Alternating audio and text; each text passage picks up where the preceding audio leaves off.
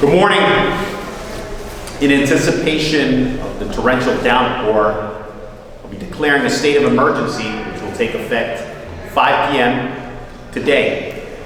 As you are well aware, a few weeks ago, unfortunately, Paterson was hit hard and severe floods ensued as a result of that storm. Today, we will be meeting at 9:30 and we will be coordinating our plan. That plan includes what we intend to do as far as our high water vehicles are concerned for rescue operations, in addition to swift boats that may be used for rescue operations as well.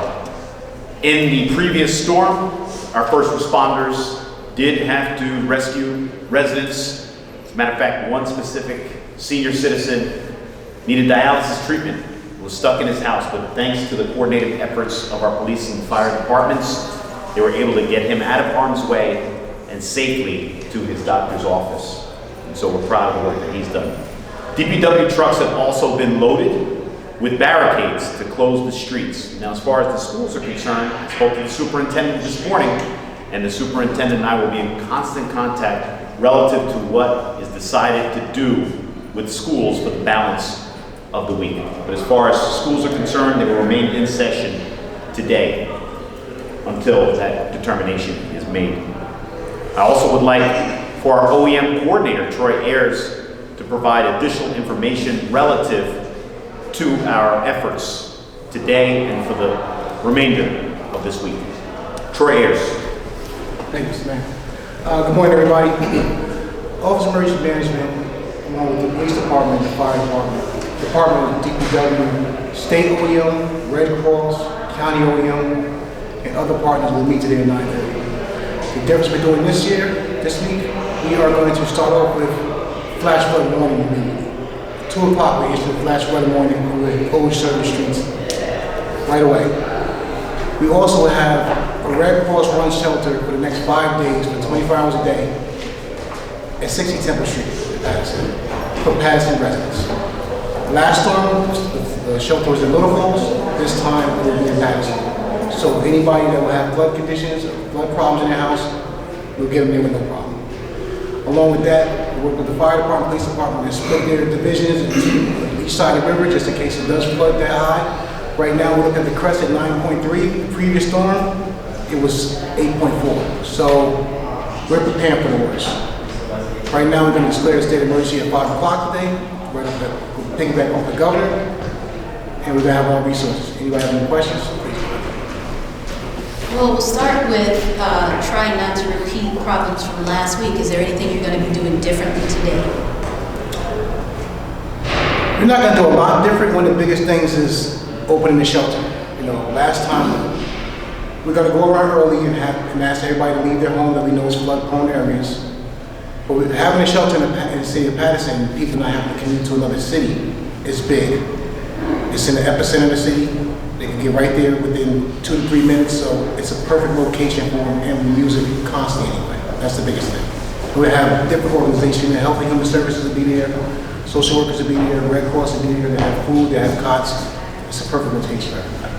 They have it for today, but what about for the long haul? It will be open for the next 5 days, at minimum.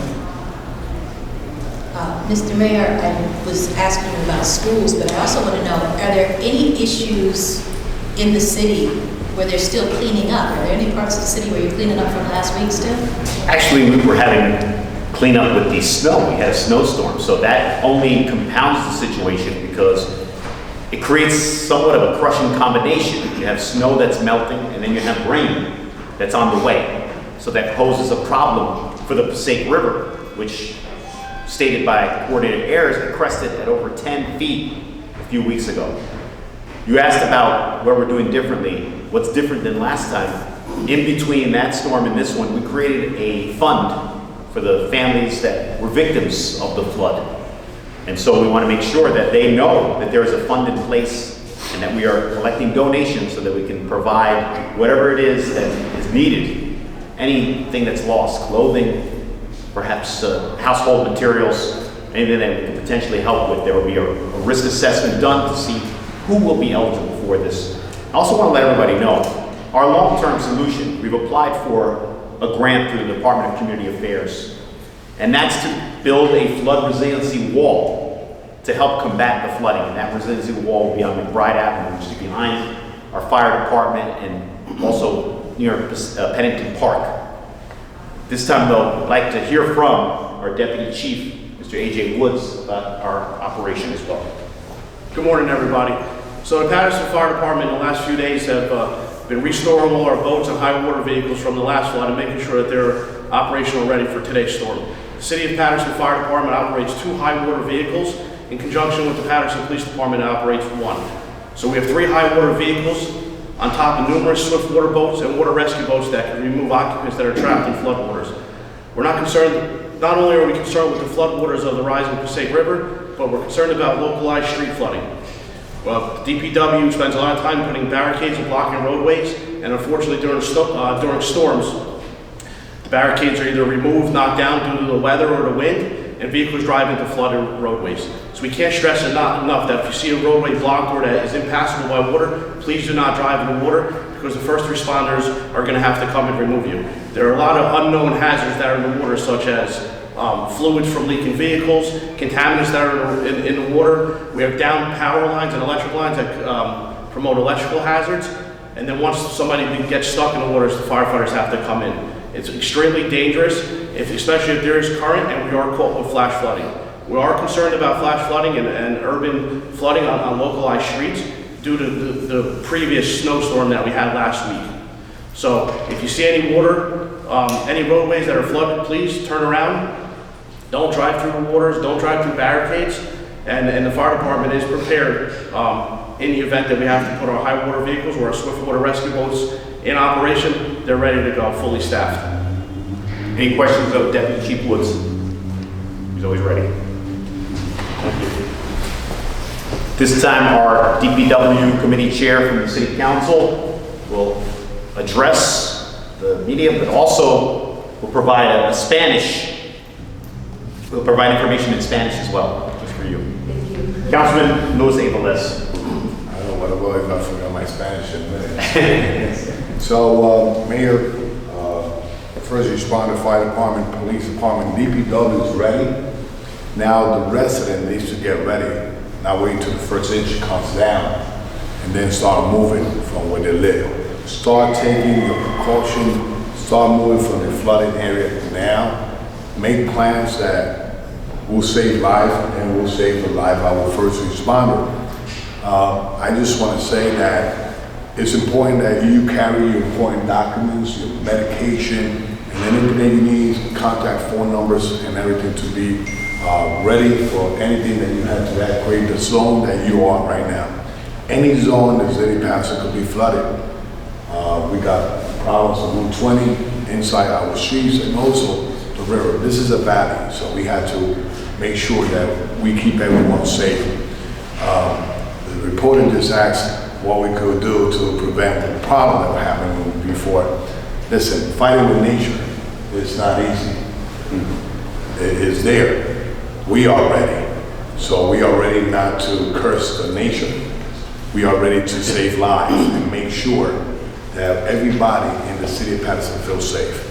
A las personas que nos están escuchando en estos momentos, nosotros en la ciudad de Paterson declaró esa ciudad de emergencia, estado de emergencia a las 5 de la tarde de hoy. Eso significa que no espere a las 5 de la tarde para poder salir de su casa. Sabe que es una área inundable. Cargue sus medicamentos, cargue los documentos necesarios, vaya a un refugio cercano y esté seguro, se asegura usted, segura a nuestros empleados y nosotros estamos preparados para cualquier eventualidad natural que haya en nuestra ciudad. Thank you. Have a good morning. Gracias, concejal. To dovetail on what Councilman Velez said, relative to Mother Nature, we cannot control what she does. What we can control is how we respond to what has happened. And that's what we're doing now. We're coordinating our efforts to ensure the safety of all our residents in the city of Paterson. We've learned lessons from a few weeks ago, and quite frankly, we want to assure residents that we are prioritizing their safety. And so that's why I am signing this declaration of a state of emergency at this time to take effect at 5 p.m. today. And I'll ask our coordinator, Troy Harris, to do the same as well.